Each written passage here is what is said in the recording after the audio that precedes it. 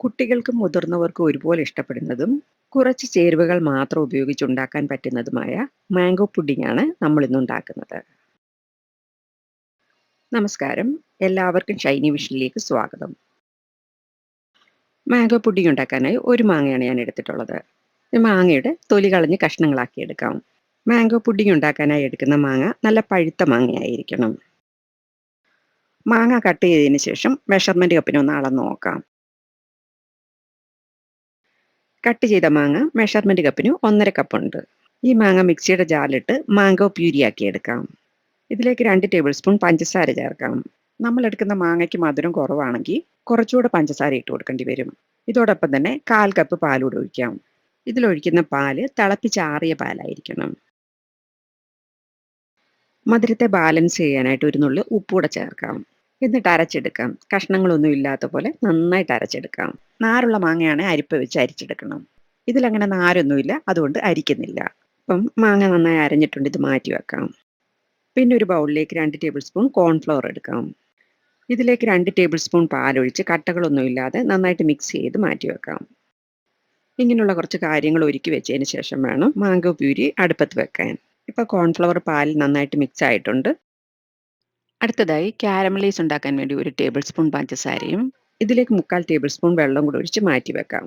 പിന്നെ പുഡിംഗ് എടുക്കാൻ ഉദ്ദേശിക്കുന്ന ബൗളിൽ കുറച്ച് നെയ്യ് തടവി മാറ്റി വെക്കാം. ഇതുപോലെ നെയ്യ് തടവി പുഡിംഗ് ഒഴിച്ചു വെച്ചാൽ ബൗളിൽ ഒട്ടിപ്പിടിക്കാതെ അൺമോൾഡ് ചെയ്തെടുക്കാൻ പറ്റും. ഇത്രയും കാര്യങ്ങളൊക്കെ റെഡിയാക്കി വെച്ചതിന് ശേഷം വേണം പാനിലേക്ക് അരച്ചു വെച്ചിരിക്കുന്ന മാംഗോ പ്യൂരി ഒഴിച്ചു കൊടുക്കാൻ. ഇനി സ്റ്റൗ ഓൺ ചെയ്ത് മാംഗോ പ്യൂരി നന്നായി തിളയ്ക്കുന്നത് വരെ ഇളക്കി കൊടുക്കാം. ഇത് പെട്ടെന്ന് അടി പിടിക്കും, അതുകൊണ്ട് കൈവിടാതെ ഇളക്കി കൊടുത്തുകൊണ്ടിരിക്കണം. ഇതൊന്ന് തിളച്ച് വന്നാൽ മതി. ഇതുപോലെ ഒന്ന് തിളച്ച് വന്നാൽ മതി. ഉടൻ തന്നെ കോൺഫ്ലവർ ഇതിൽ ചേർത്ത് കൊടുക്കാം. ഇപ്പോൾ കോൺഫ്ലവർ അടിയിൽ അടിഞ്ഞിരിപ്പുണ്ട്. ഇത് നന്നായിട്ടൊന്ന് മിക്സ് ചെയ്തിട്ട് കുറേശ്ശെയായിട്ട് ഒഴിച്ചു കൊടുക്കാം. കോൺഫ്ലവർ ഇതിലേക്ക് ഒഴിക്കുന്നതിന് മുമ്പ് തന്നെ ഒന്നുകിൽ സ്റ്റൗ ഓഫ് ചെയ്തിട്ട് വേണം, അല്ലെങ്കിൽ സിമ്മിലാക്കിയിട്ട് വേണം ഒഴിക്കാൻ. കോൺഫ്ലവർ ഒന്നിച്ചൊഴിക്കാതെ കുറേശ്ശെയായിട്ട് ഒഴിച്ചു കൊടുക്കാവൂ. ഇത് ഒഴിക്കുന്നതോടൊപ്പം തന്നെ നന്നായിട്ട് ഇളക്കിയും കൊടുത്തോണം, അല്ലെങ്കിൽ ഇത് പെട്ടെന്ന് തന്നെ കട്ട പിടിക്കും. ഈ സമയം ടേസ്റ്റ് ചെയ്ത് നോക്കണം. മധുരം വേണമെന്നുണ്ടെങ്കിൽ കുറച്ചുകൂടെ മധുരം ചേർത്ത് കൊടുക്കണം. ഇതിപ്പോൾ കറക്റ്റ് പാകത്തിനുള്ള മധുരമാണ്. ഇനി ഈ കോൺഫ്ലവർ നന്നായി ഒന്ന് വെന്താലുടൻ തന്നെ സ്റ്റൗ ഓഫ് ചെയ്യാം. അധിക നേരം വെച്ച് കുറുക്കി വറ്റിക്കരുത്. ഇതിപ്പോൾ ആയിട്ടുണ്ട്. ഇനി സ്റ്റൗവിൽ നിന്ന് മാറ്റാം. പിന്നെ പെട്ടെന്ന് തന്നെ കാരമലൈസ് ചെയ്യാനായി എടുത്തു വെച്ചിരിക്കുന്ന പഞ്ചസാര കാരമലൈസ് ചെയ്തെടുക്കാം. തീ കുറച്ച് വെച്ച് വേണം പഞ്ചസാര ഉരുക്കിയെടുക്കാൻ. ഈ സമയം ഇറക്കി വെച്ചിരിക്കുന്ന മാംഗോ പുഡിങ് കട്ട പിടിക്കാതെ ഇടയ്ക്കിടയ്ക്ക് ഇളക്കി കൊടുത്തുകൊണ്ടിരിക്കണം. ഇപ്പം പഞ്ചസാര കാരമലൈസ് ആയിട്ടുണ്ട്. ഇനി എടുത്തു വെച്ചിരിക്കുന്ന ബൗളിലോട്ട് ഒഴിച്ചു കൊടുക്കാം.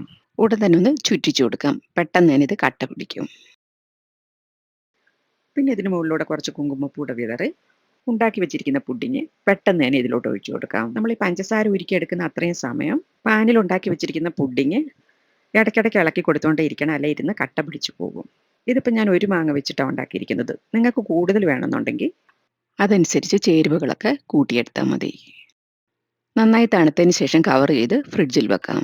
ഫ്രിഡ്ജിൽ 3-4 മണിക്കൂറെങ്കിലും തണുപ്പിക്കാനായി വെക്കണം. ഇത് ഫ്രീസറിലല്ല, ഫ്രിഡ്ജിൻ്റെ തട്ടിലാണ് വെക്കേണ്ടത്. 5 മണിക്കൂറിന് ശേഷമാണ് ഞാനിത് ഫ്രിഡ്ജിൽ നിന്ന് എടുത്തത്. ഇനി ഇത് അൺമോൾഡ് ചെയ്യാനായിട്ട് ഇതുപോലെ ഒരു പ്ലേറ്റ് ഇതിന് മുകളിൽ കമത്തിയിട്ട് തിരിച്ച് കൗണ്ടർ ടോപ്പിലോട്ട് ഈ പ്ലേറ്റ് വെച്ച് കഴിഞ്ഞാൽ നമ്മുടെ പുഡിങ് പെട്ടെന്ന് തന്നെ പ്ലേറ്റിലോട്ടായി കിട്ടും.